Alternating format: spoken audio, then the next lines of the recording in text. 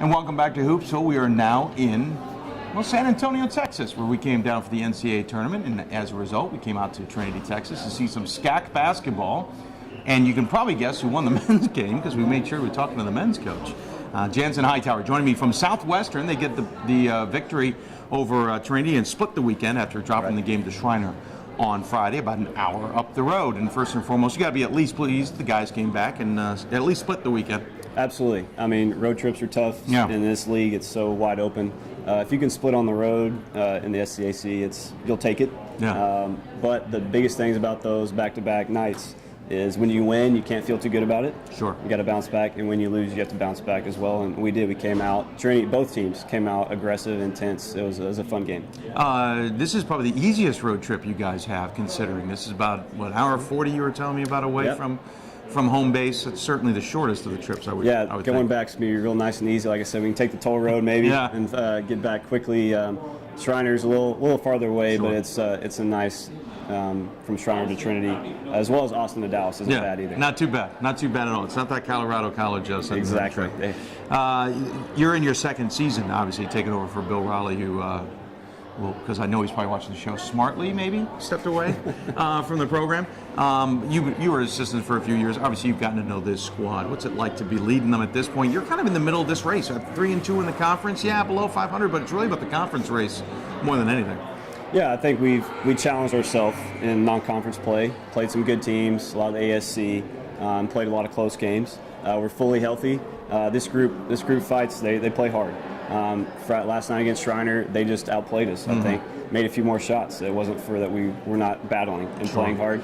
And they're a fun group to coach. We're young, so at times that's frustrating, but at times it's fun. Sure. We're seeing them grow. And that's what you want, is just keep getting better. What's interesting is, I watched this squad. I mean, this game against Trinity, it was not back and forth. You guys technically controlled the game, but it ebbed and flowed a lot. All of a sudden, you look up the scoreboard. It's a 7-point game. Trinity's right back in it. You're like, okay, it's going to get exciting. And then a few minutes later, you look up and it's a 15-point game. You guys have pulled away again. What's the secret about your team that allows, especially in this game, to kind of not break but bend a little bit? I think we have really good guard play, and I think a lot of guys that can do different things. Great ball handlers, great guys driving to the rim, and then a lot of them can make open threes, and so that's huge. And then you've got OGden and Whitlock, who we're not very tall, but they're mismatches. They're tough to guard. I think that's huge in our league. Is they're not your prototypical forwards or posts, so it makes it difficult. And like I said, our guys battle, and we can score in bunches. Sometimes we go without scoring, and it's tough, like against Schreiner, but they can score in bunches. That helps you extend the lead. Whitlock, as you say, not prototypical, but he's not the kind of guy who jumps out on the page on you either. Right. He's kind of seems like a workman. He gets his job done. He gets it done well. Ogden, on the other hand, at least in this game, I think he spent more time on the floor than he did on his feet. He not negatively, but baited the refs into a couple calls that went your way, certainly. He couldn't get some calls the other way. Seems like that guy who's got that edge. He does. He has an edge. He very much hates losing, and he's very much a competitor. We have some guys that we have to tone down, but I'd much rather have to pull guys back than have to push, and I think that's every coach. We have some very intense players. And he battles, and he can score and make some shots, spread the defense as well as get to the rim. We need to make some more free throws, but he'll get on the floor, good or bad, and that's what I love about him. We're about halfway through. We're a little less than halfway through the conference play. You're 3-2, so 5 games. Obviously, positioning is so important. Can you catch you? Your travel partner, we should point out. Right. Not sure if that's possible, but you want to certainly get in the right spot in the bracket when you get to the tournament at some point. What do you guys need to do between now and even just halfway through the season to kind of position you for the second push? With 2 home games next weekend, we got to protect home. We're 2-0 in conference, 1-2 now on the road. Yeah. I think if you can go 4-3 on the road, it's great. Yeah. And if you can protect home, you put yourself in a good spot. We need to be able to. Our goal is to get the 1 or the 2 seed. It's not even halfway yet. We got to beat Colorado when we play them. I think they're undefeated right now. So that's the goal, is to get to that 2 seed, get that first round bye for the tournament. Playing 3 straight is tough.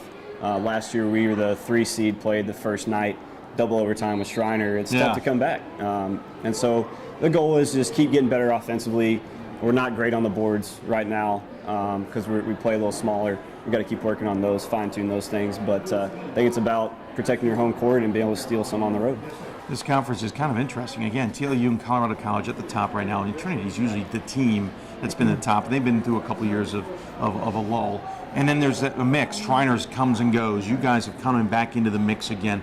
Well, how do you make this conference? You talk about trying to battle for a bye. How do you see this conference shaking up for the rest by the end of the season? I wish I knew. Wide open? I wish I knew. I mean, the teams that are, I think we're technically in third right now at 3-2. We could have won one more loss to Austin. It was a 1-point game. Yeah. TLU's had good battles with teams. They've all been close. Yeah. I wish I could tell you. I think TLU's very good. I think they've got really good guard play, and they run good stuff. I think Colorado's got well-balanced attack. I think we're similar to that. A lot of guys that can score and do things for us. And Shriner runs really good stuff too, and has a really good team. Trinity's got good young guys. Austin College is big. I think TLU's going to be the team to beat in Colorado because of going out there and playing. In Colorado Springs is a tough trip. I was going to ask you. That's the kind of the caveat, the trick to this whole thing is you've got to travel to Colorado Springs. Mile up. I know some people like, we'll just go in and play. We're not going to try and acclimate. Others have said, let's try acclimating and see how it works. You might not have a choice based on when you have to play them. Right. So how do you adjust to go out there? And that changes the dynamic a little bit. It's a balance of, can you guys get enough rest, but you got to put them through a good shoot around, get them going, adjust to the, acclimate to, it's tough to breathe out there the first couple of trips absolutely. To get that second win. But you got to play basketball. You have to go compete because they're a good team, and Coach Partee does a great job. But it's about balancing how much are you off your feet, how much are you on. There's things to do out there and go see. And it's about putting in the work and then be ready to play when the ball's tipped. Of course, there's a flight involved in that, and then there's a bus trip at the end of it or at the beginning of it, depending on which order you play. Right, back and forth. And those Sunday, playing Sunday is tough on everybody. Yeah. Even the home team, you're not going to have a great crowd, so sometimes that's an advantage for the away team. You've been technically, with this class the whole time. You helped recruit them. What's it like to transition from an assistant coach to a head coach when you've basically been part of the mix for this class anyway? It was a big change. The transition was pretty good. I've told people, and I used to tell people last year, they in practice liking the assistant coach most of the time, yes, right? I can understand that. The head coach got to be the bad guy. Yeah. And we've had. So you've gone from good guy to bad guy. I try not to be too much, but you have to hold them accountable. Yeah. And I try to challenge them without necessarily putting them down. But there's been an adjustment period. But now that they see how I want to play, and we're getting some recruits in of my guys that is starting to come together. And Chris Lee, the one senior, is the only guy I didn't recruit, but I came in with him my first year, and he's grown and gotten better. So Coach Raleigh did a great job with the guys, and then I've been fortunate to have those guys and then put in a good system. Kind word there, we'll get you a raise. Right. What do you think long-term for this program, though? I mean, this program's kind of been building with Bill and now with you, kind of resurrecting itself back towards the top of the conference. What do you see the long-term goal? Is it next year? Is it the year after that we're looking at is hopefully a crown if it doesn't happen this year? I think next year could be our big year because we graduate one senior and have a lot of guys back, hoping.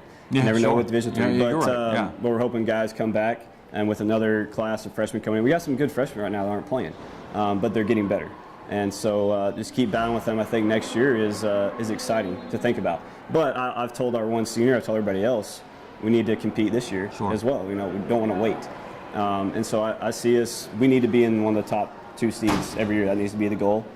There's the kids in Texas to do that as far as recruiting, and it's just hard work. It's the hard work and effort to try and beat out the Trinities for kids and UT, Dallas, TLU.